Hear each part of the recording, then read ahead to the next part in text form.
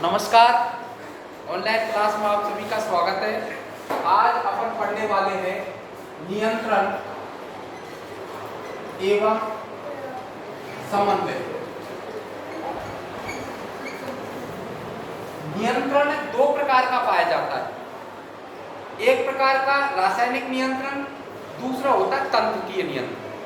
यदि तंत्रिकीय नियंत्रण की बात करें तो शरीर के अंदर तंत्रिका कोशिकाएं पाई जाती है, जो क्या करता है, शरीर में कुछ घटनाओं को नियंत्रित करते हैं।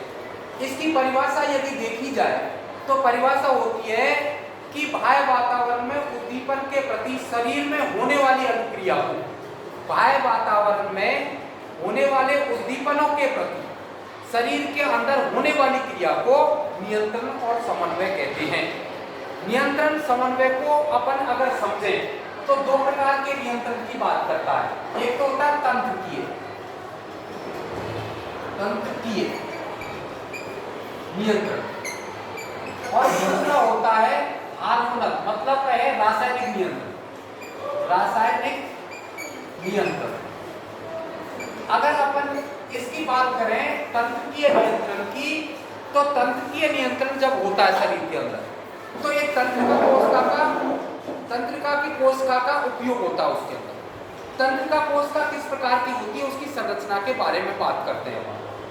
अपन के शरीर की बाह्य तथा आंतरिक भित्ति, ये बाह्य भित्ति हो गई शरीर के अंदर। जैसे मान लो आहार नाल है, आमाशय है, किडनी है, उनके ऊपर भी तो पाई जाती होगी, तो उनकी भित्ति और बाहरी भित्ति, शरीर की ये बाहरी भित्ति हो गई।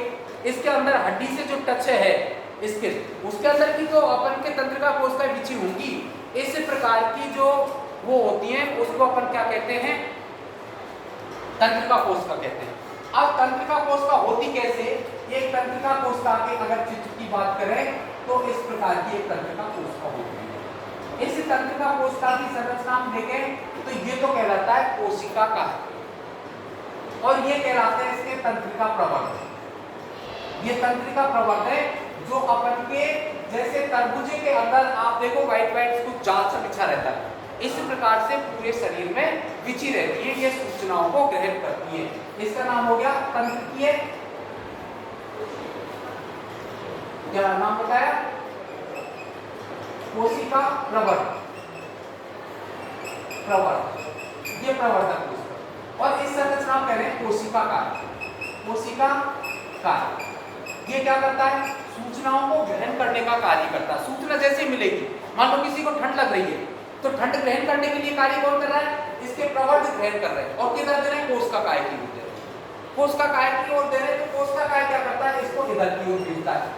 इधर के अंदर ये जो संरचना आप देख रहे हैं, जो मैं आकृति बना रहा हूं, इस आकृति का नाम है नोड ऑफ रेनवियर।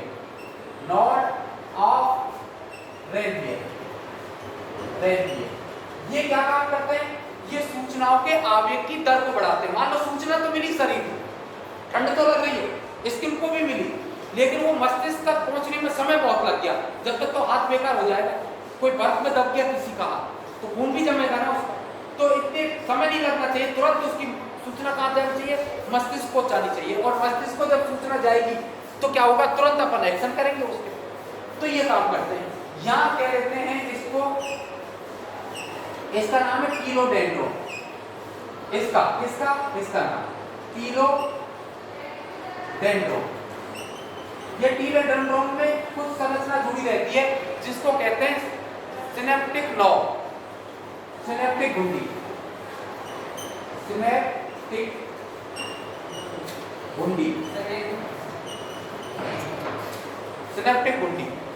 ये सिनेप्टिक घुंडी क्या करती है, आप देखिए सूचना यहाँ पहुंची, इसने क्या किया, इसको लिया, और लेने के बाद में इसने क्या किया, इसको दूसरी तंत्रिका कोशिका में, क्योंकि एक तंत्रिका कोशिका किसी के उंगली के पास में सूचना मिली, कांटा चुभा इस उंगली में, सूचना कहाँ पहुंचेगी, मस्तिष्क में। तो एक ही तंत्रिका थोड़ी है जो वहां मस्तिष्क तक पहुंचा देगी, तो उसके बहुत सारी जुड़ती होंगी एक दूसरे से।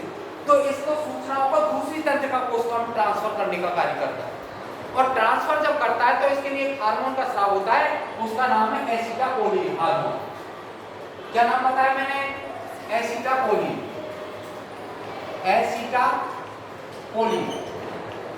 एसिटाकोलिन हार्मोन। यह हार्मोन क्या काम करता है? दो तंत्रिका कोशिकाओं के मध्य कार्यकारी संबंध को बनाने का कार्य करता है। एसिटाकोलिन हार्मोन का कार्य हो गया दो तंत्रिका कोशिकाओं के कार्यकारी संबंध को बनाने का कार्य कौन कर रहा है? एसिटाकोलिन। अब संबंध बना, सूचना भी आगे चली गई, तो तंत्रिका कोशिकाओं को क्या होना है? अलग होना है। तो उसके लिए एक हार्मोन होता है, उसका नाम है एसेज हार्मोन। एसेज हार्मोन ये क्या करता है? ये दो तंत्रिका कोशिकाओं के मध्य कार्यकारी संबंध को विच्छेदन का कार्य करता है। ये इस प्रकार की अब तंत्रिका कोशिका के बारे में थोड़ा सा और समझना पड़ेगा। तंत्रिका कोशिकाओं की जो अधिकतम लंबाई है शरीर के अंदर 1 मीटर तक हो सकती है। और तंत्रिका कोशिकाओं की लंबाई कितनी होती है? लंबाई कितनी बताई मैंने? 1 मीटर। और इसमें आवेग का संचरण होता है। संचरण वो कितने वेग से होता है? वो 45 मीटर पर सेकंड होता है। 45 1 सेकंड में कितनी दूर? 45 मीटर। इस कमरे की ऐसे लंबाई नापोगे तो 45 मीटर हो जाएगी। 15 मीटर का लंबा एक कमरा है, 15 बाई 15 का ये, तो 45 मीटर ऐसे 3 कमरे जोड़ लो। इतनी दूरी सूचना कितने? पलक झपकते दूर। इसका मतलब आपके यहाँ कांटा लगा और कांटा लगने के कुछ क्षण में 1 सेकंड के कुछ ही अंतराल में अपन के मस्तिष्क तक पहुंच जाएगी। पैर में कांटा लगेगा तो उसका भी क्या है? कुछ समय के अंदर अपन को सूचनाएं पहुंच जाएगी। इस प्रकार की जो घटना होती है वो एक तंत्रिका कोशिकाओं के द्वारा होती है। अब वो कह रहा है एक चीज और, वो कहना चाहता है, समझाना चाहता है कि आपके प्रतिवर्ती चाप की भी बात करता है। इसको मैं मिटा रहा हूं, आप देख लेना इसको। प्रतिवर्ती चाप, प्रतिवर्ती चाप कहते हैं कि जो ऐसी सूचनाएं जिस पर मस्तिष्क को सूचना बाद में मिले, कल्पना करो, और कार्य पहले हो जाए, उसका नियंत्रण कौन कर रहा है? मेरुरज्जु नियंत्रित करता है। कुछ शरीर के अंदर सूचना ऐसी होती है कि उसके मस्तिष्क को बाद में पहुंचती, मस्तिष्क समझ लेता है, मस्तिष्क सोचता है पहले कि वास्तव में ठंड लग रही है कि नहीं लग रही, उसके बाद में कहता है वास्तव में लग रही है, तो इसका शरीर को थोड़ी एनर्जी देता है वो, फिर कहता है कपड़े पहन ले भैया ठंड लग रही है, तो उसमें टाइम लगेगा ना। अब कोई व्यक्ति है, छोटा बालक है, वो समझता नहीं है, तनिषा कुछ समझता नहीं है, और समझता नहीं है तो उसने क्या किया कि वो अपन ने चूने के पास में उसको खेलने के लिए छोड़ दिया। चूने के ऊपर तवा रखा है और तवे के ऊपर वो बालक खेलता खेलता हाथ रखता है, वो हाथ को हटा लेगा क्या? हाथ को तुरंत हटाएगा। क्यों हटाएगा?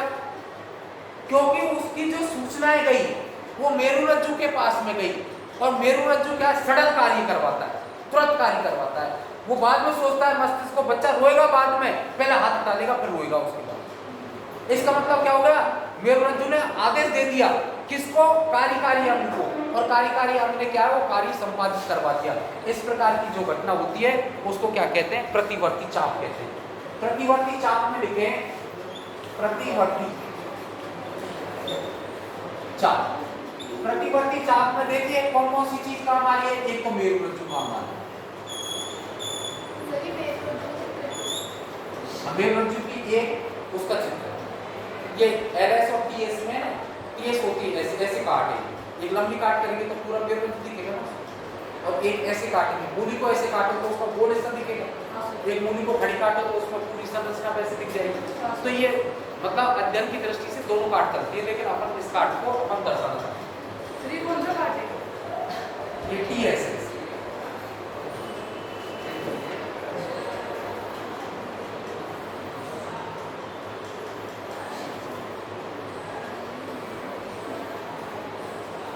ऐसी कोई संरचना मैंने समझाने के लिए आपको इस चित्र के माध्यम से समझाता हूँ। किताब के अंदर देखोगे एक हाथ है, हाथ एक गर्म पानी के अंदर डाल रखा है, इस प्रकार की संरचना आपको दिखाई देगी। अब अपन ने क्या किया? यहाँ से कोई सूचना प्राप्त हुई,